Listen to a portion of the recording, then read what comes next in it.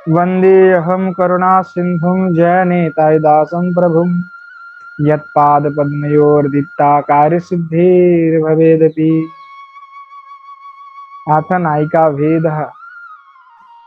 आज हम अभी नायिका भेद जो प्रकरण है उसको आस्वादन करेंगे, उसी को पढ़ेंगे कि नायिका क्या होता है। नायिका मतलब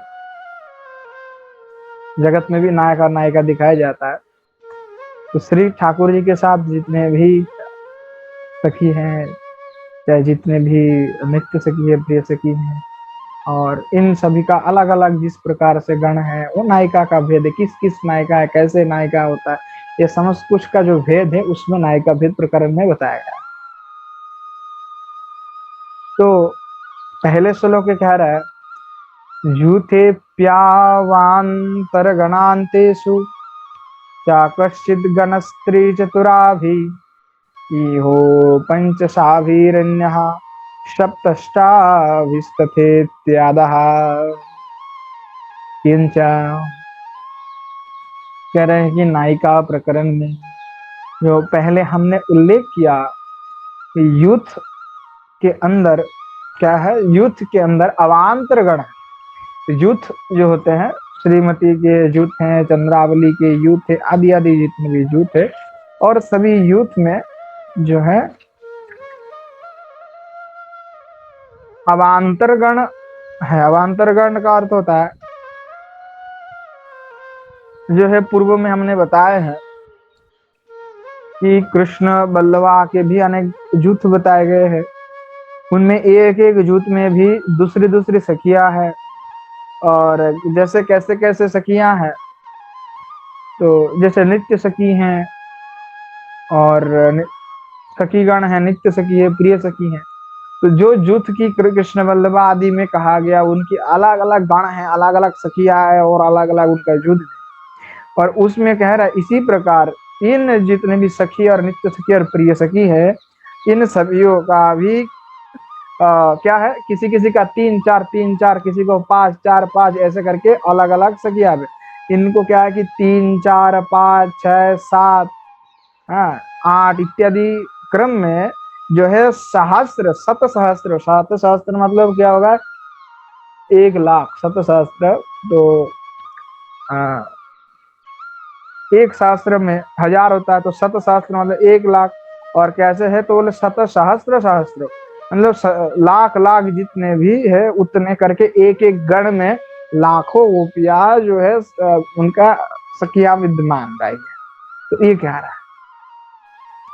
तो कितने गण हैं, तो इसका तो आप समझ ही लीजिए कि जो एक सखी मंडल जो तैयार होता है, एक सखी मंडल कैसे होता है कि शतों सहस्र लाखों करके एक एक सखी मंडल, मतलब एक एक सखी मंडल में लाखों सखियां है। तो मतलब समझ सकते कि ब्रज के कितने विस्तार है, और श्री ठाकुर जी किस प्रकार से अपने समस्त सखी वृंदों के साथ लीला विलास करते हैं। ऐसे कोई साधारण विलास नहीं होता है वहां पे। तो अरे नासो नाट्ये रसे मुख्य यत्परोढ़ा निगद्यते तत्तु स्यात् प्रकृति शूद्रो नायिकाद्यानुसारतः।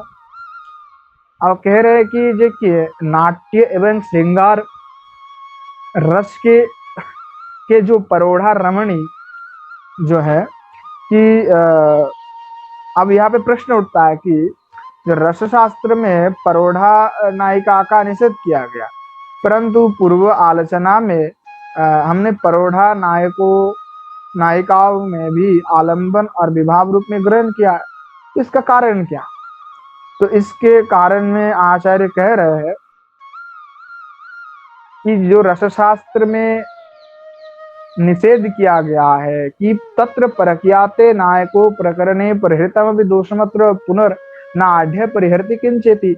अब कोई कहेगा कि यहाँ पे दोष लगता है, परोढ़ा तो हो नहीं सकता क्योंकि रसशास्त्र में उसका निषेध है।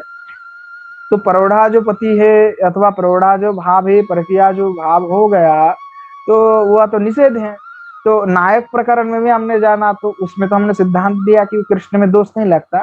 तो उसी प्रकार जो नाट्य श्रृंगार रस शास्त्र में उसका निषेध होने पर भी वह निषेध किनके लिए है?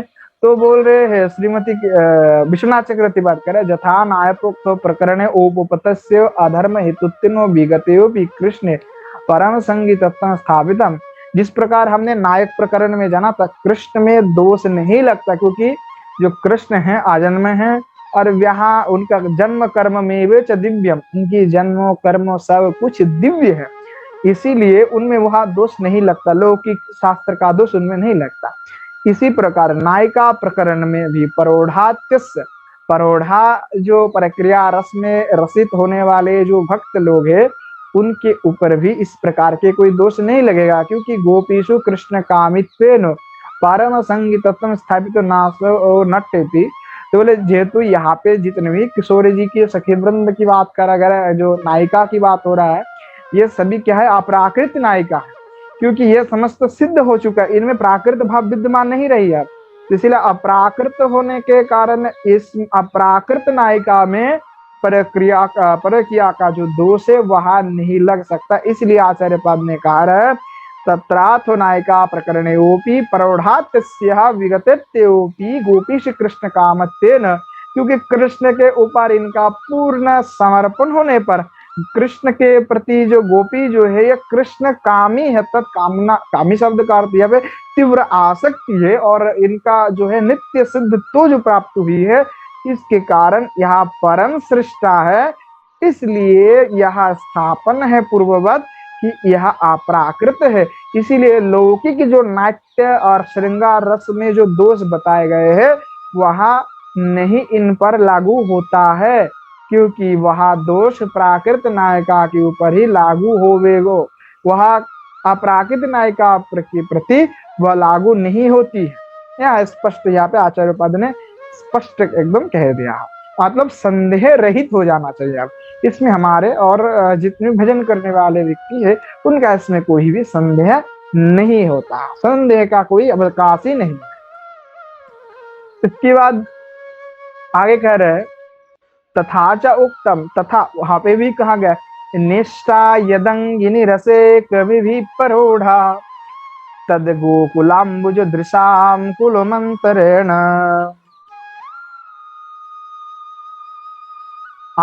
संशया रस विधिरवतारितानां संसारिणा रसिक मंडल शेखरेण।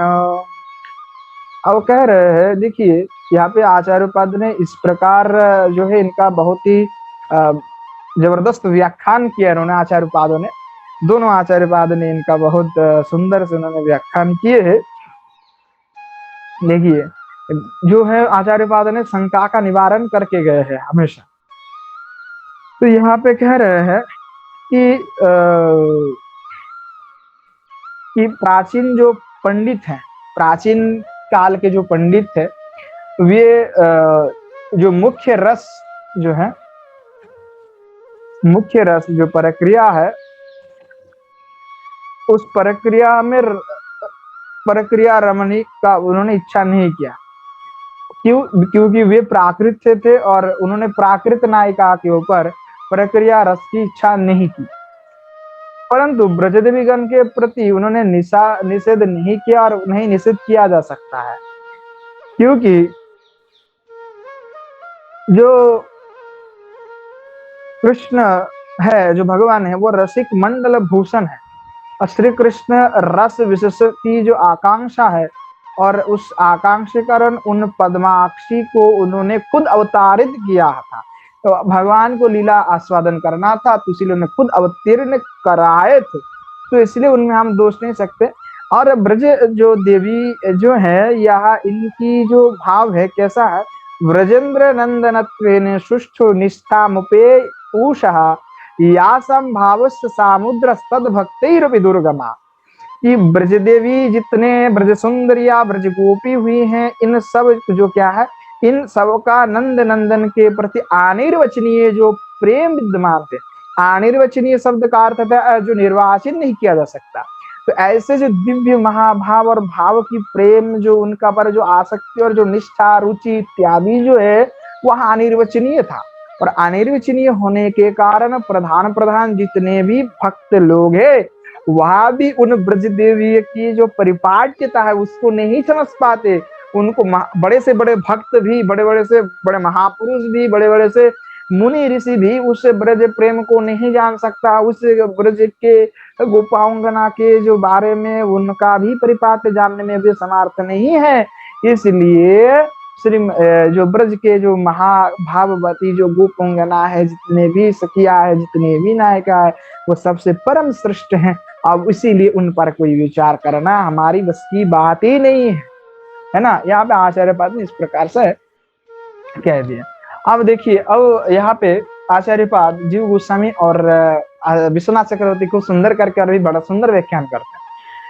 जीव गोस्वामी पाद का क्या कहना है कि तत्र पूर्व आचार्य वाक्यम प्रमाणयति, तथा जो पूर्व आचार्य की वाक्य से प्रमाण होता है, तथा जो उत्तम उन्होंने जो किया है, निर्वाहितुम प्रबंध सब रसो अंगी तन्निमित्तो जो अस्मिन इति, जो रस के प्रसंग में जो उन्होंने प्रबंध किया वो यहाँ पे जो है हम उसी को लक्ष्य करके कह रहे हैं। क्वचित प्रासंगिक के तो रसे प्रौढ़ा इष्टा भवतु ना तो अंगिन्यत्य, तो कि प्रासंगिक क्रम में अगर देखा जाता तो प्रौढ़ा जो रस है वो उसको कई लोगों ने स्वीकार नहीं किया। यद उक्तम तेषां मत संग्रह के साहित्य दर्पकार ने, साहित्य का दर्पणकार ने भी उस प्रकार से कहा कि प्रौढ़म वर्जयित्यात्र वेश्यांच अनुरागिणीम आलंबनम नायिकासु दक्षिणाश्च नायिका इति। जो प्रौढ़ा जो नायिका है उनको भी वर्जन करना है, वेश्या आदि का जो है वो अभी जो अनुरागी होते हैं, ये सब मतलब जो है इनको हम नहीं ले सकते, जो उन्होंने दोष लगाया है।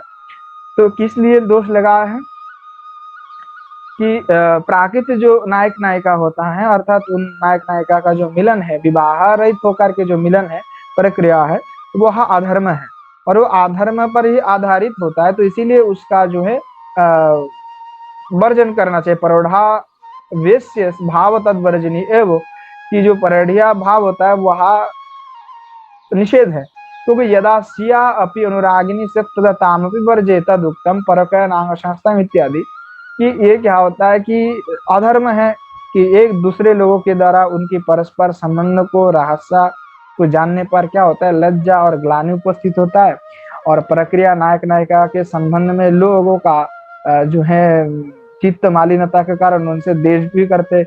इसीलिए जो प्रक्रिया जो प्रेम है, और उसको नाट्य शास्त्र में प्रक्रिया को सर्वतो भाव से निंदा गाई गई है कि प्रक्रिया मतलब दूसरे अपने पति रहने के बावजूद भी, अथवा आप विवाहित नहीं होने करने पर भी किसी दूसरे स्त्री के प्रति अथवा दूसरे पुरुष के प्रति जो आसक्ति रहता है तो परक्रिया है, तो परक्रिया है, तो वो परक्रिया का निंदा किया गया। पर यहाँ पे जो है कह रहे हैं, हमने पूर्व में तो सिद्धांत स्थापन किया आचार्य पाद ने कि जो यहाँ पे प्रक्रिया की बात हो रहा है, तो यहाँ लीला का क्रम से साध्य प्रेम रस विशेष है, या प्रेम रस विशेष है, और यहाँ कोई छोटी मोटी चीज नहीं है, सर्वज्ञता सर्व उत्कर्षता प्राप्त है और श्री भगवान की इच्छा से हो रहा है।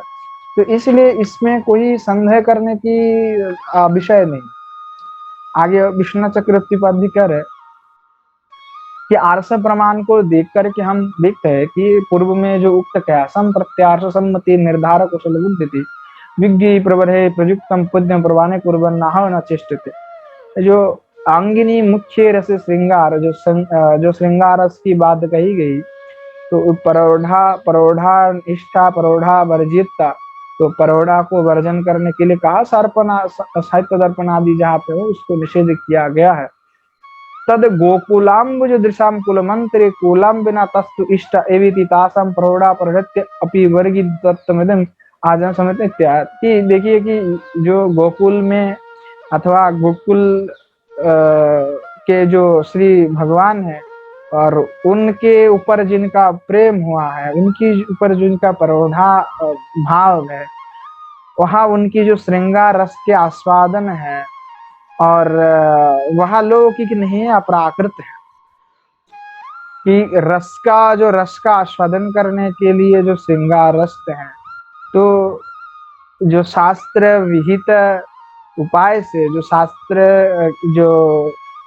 शास्त्रेषु विहित्य अति आकांक्षया, जो श्री भगवान ने अति आकांक्षा से, अति प्रेमत युक्त होकर के ब्रज गोपियों का अवतरण करवाया है, जो कंसारी जो स्वयं कृष्ण है वह स्वयं अवतार तो हुए ही है, और अब उन्होंने इस प्रपंच गोचरी कृता नाम अर्थात प्रपंच जो लोक है उसको उस लोक में भी इन गोपियों का उन्होंने अवतारण करवाया है। निवृत्ति शास्त्र तो शांत रस भी तो कामो परागो मूलकत्वेन, जो काम है पराग मूलकत्वेन संसार निवर्तकत्व श्रृंगार रासस्तु निषिद्ध काम पराग मूलकत्वेन संसार प्रवत्व करता स परदार निष्ठत्व प्रवृत्ति शास्त्रेषु अपि निषिद्धा कर्तुरिव तत् तो ये कह रहा है कि लौकिक शास्त्र के दृष्टि से काम में आसक्त होकर के एक दूसरे के ऊपर जो सांसारिक प्रवृत्ति से जिस भावना से लोग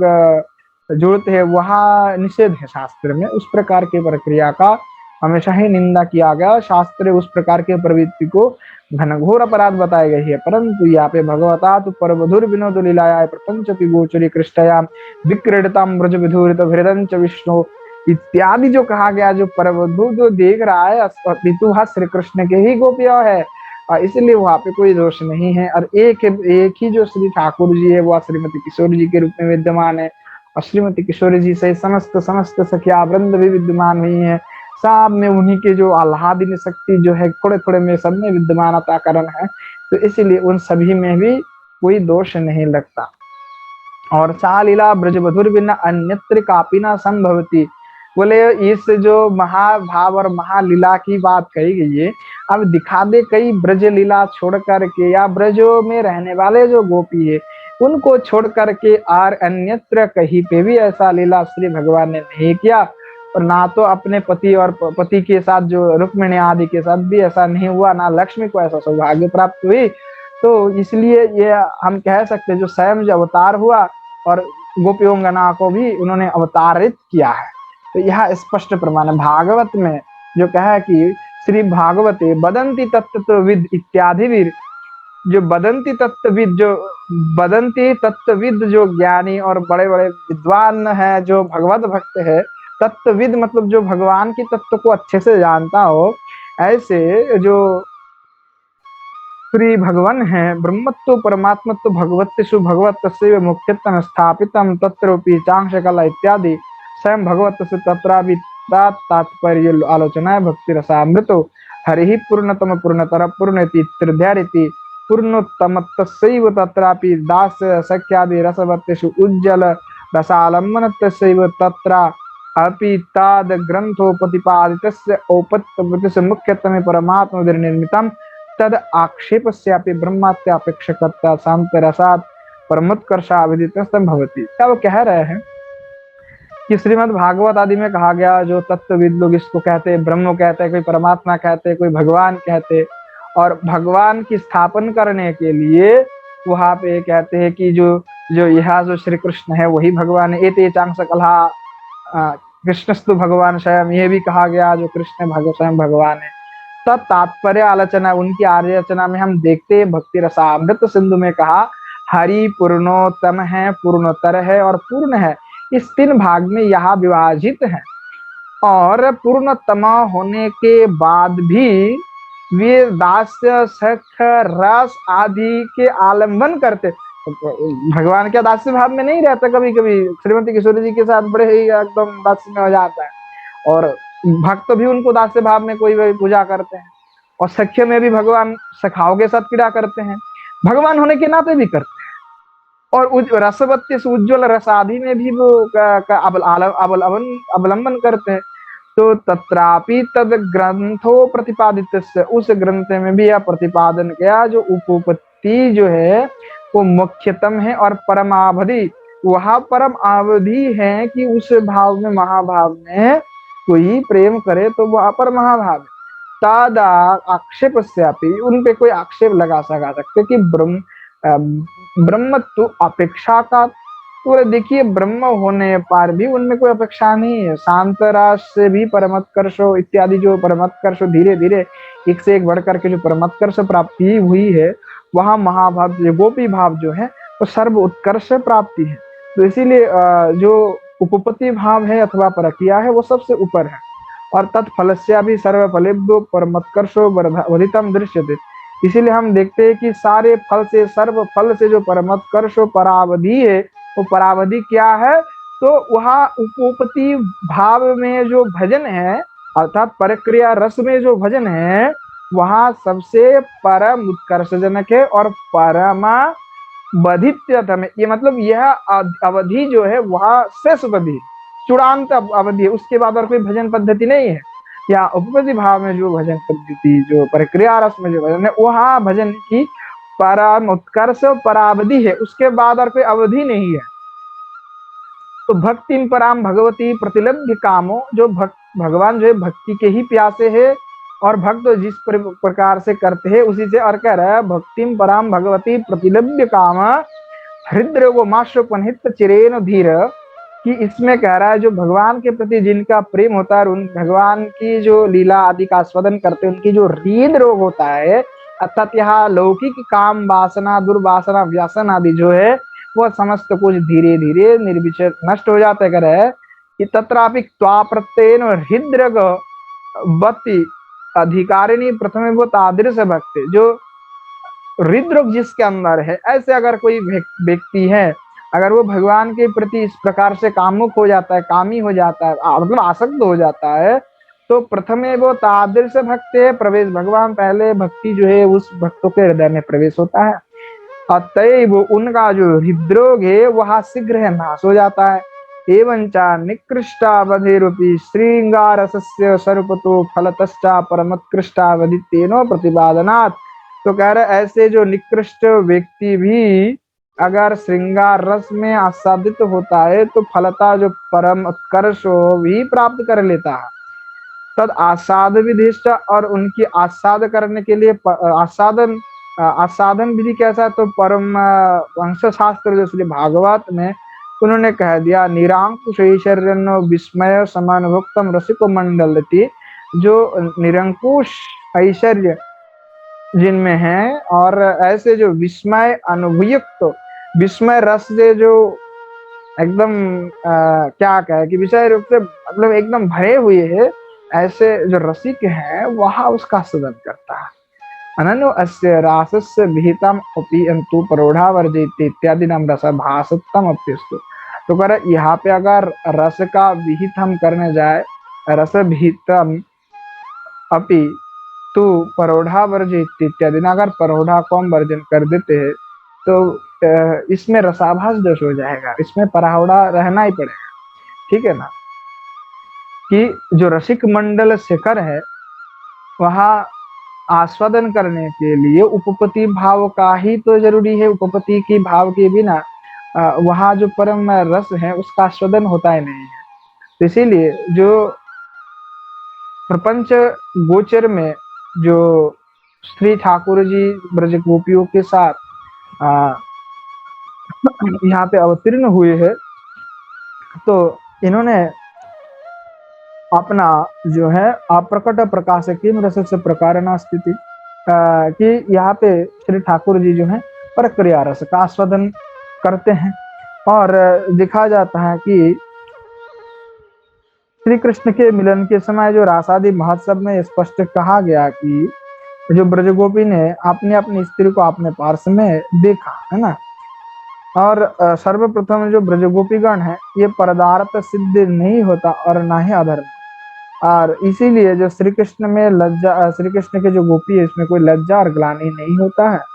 और क्या है कि यह एक दूसरे के प्रति देश असूया प्रदान नहीं करते हैं।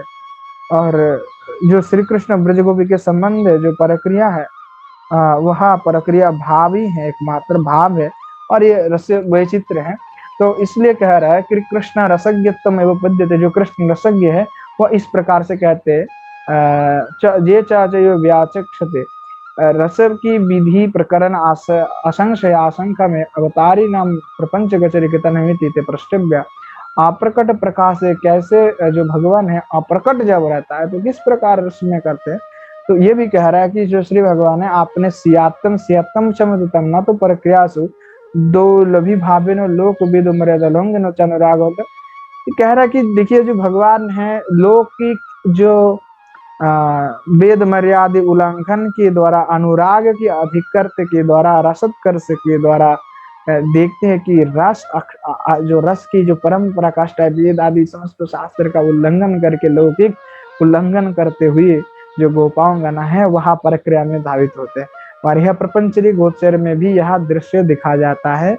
और यहाँ उनके संपद है, अगर भगवान अपने सीयत तो मतलब अपने को ही ये वे ले लेते कि ये हमारे हैं, इसीलिए उन पर कोई दोष नहीं लग सकता। और यह जो रस अरसाद है यहाँ प्रकट लीला में भी इस प्रकार से होता है। तो हमारे पास समय कम है, आगे इस पर और भी व्याख्यान करेंगे कि किस प्रकार से ब्रजगोपियों की जो यह नायिका भेद प्रकरण है, किस प्रकार से सिद्ध किया है आचार्यपाद ने कि ब्रजगोपियों और नायिकाओं में कभी दोष नहीं लगता।